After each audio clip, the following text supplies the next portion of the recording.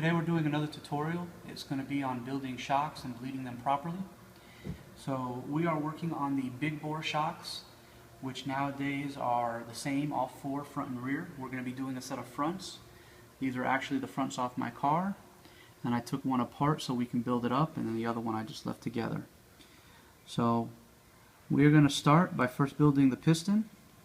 So we squeeze it on here. Should go on pretty tight but pretty strong, and we are held on by an E-clip. It's a very small E-clip, so you have to be careful not to lose it. Okay, here it clicks, so we know we're good. Yes, we are. Then we're going to go ahead and build this side of our shock, the small threaded side.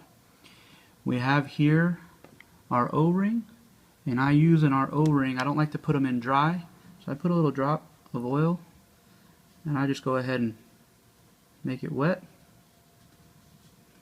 before I put it in. That way when you put the shaft on it, it does not get dried up and scratched up. We have our little white spacer. You'll see one side is thicker than the other is thinner. The thick side is what goes against the O-ring, and then this little nut, I guess you could call it, threads all the way down. You just got to put it tight. Your hands get a little oily sometimes, so if you need to get a rag, I just put it just like that. So everything is here. So we're going to use the same oil from what we used on the O-ring for the shaft, just to initially get it wet, so when we put it through the O-ring, it doesn't scratch it up or make it dry contact. It should be nice and smooth, which this is, so we're good. Then we're going to take our shock tool to hold the shock shaft, and we are going to put on our ball cup end. Now when we do this, it's important that we measure it so that they're both the same. Also, making sure it's not too long, because when the shaft goes up, the longer you have the distance, the easier it is to have a bad O-ring, a bad bladder, because it'll hit this part of the bladder with the shock shaft like this, and that's how these bladders go bad if they're too long. So I know just from experience that we're going to want to measure this with a caliper to 12 millimeters from this lip to the inside of the ball end plastic piece. We're at 12.05. It's pretty close, but I run 12, so I'm going to tighten it just a hair. And I make sure both sides are the same.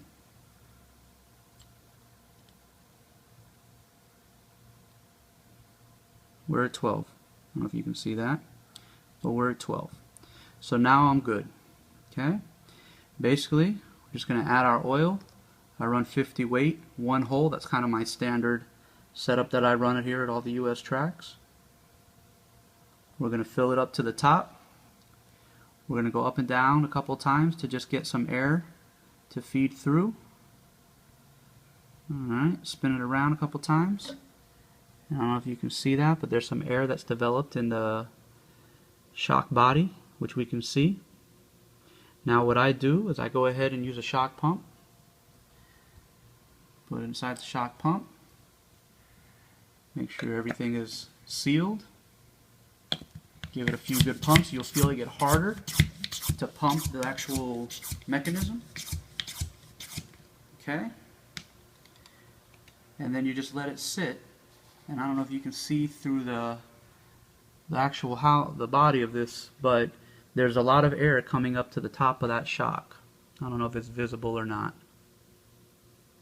Okay, we're going to let that happen for a good 5 minutes, just to let it all settle to the top. And then after we do that, we're going to go ahead and we're going to pull up on this little rubber piece on top of the shock body, or the shock pump, and that's going to take all those bubbles out of the shock body and take out all the air. You're going to hear the seal break. Okay. We're going to check it again.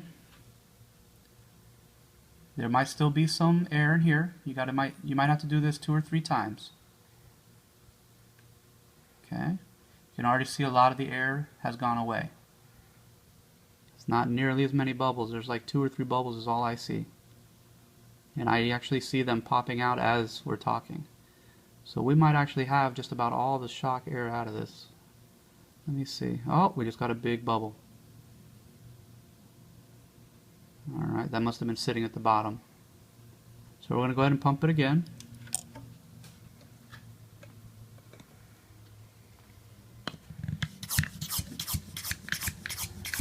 So it gets nice and hard to pump.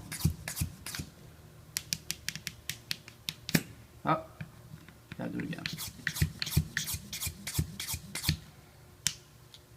Okay, should see all the bubbles came to the top, and they should be working themselves out.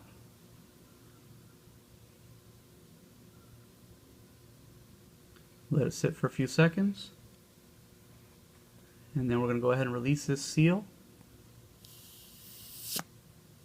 and see if we still have air or not.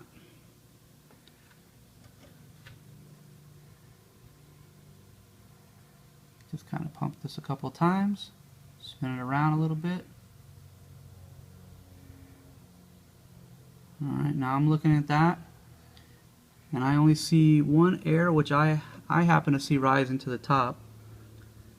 So I think we're pretty good, because that bubble's going to come out when we put on the bladder for sure. Okay, so now we're going to take this. We're in the bleeding process now.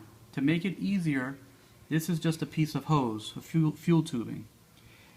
If you measure this based on the 9 millimeters that I use, between 9 and 10 millimeters, it's going to be the perfect size for bleeding the shocks. So I stick this on the shaft. Okay? Just put it on the shaft at the bottom. Just like that. Okay? What we will do is when we put the bladder on top, we're going to push that up to bleed it, and then pull it down to suck the bladder down so it doesn't move, and tighten our cap. So I get my bladder, and you just set it on top. Nice and easy. Okay? Then I take a 3 mil non-ball, because I use it to push the bladder, and as I push the bladder down, I spin it so that it sucks down and gets all the air out. You see all that oil coming out? Okay. Now, I push up on the shaft while holding down the bladder, and you're going to see it bleed out the system. That was a little bleed we got. And then I pull the shaft back down.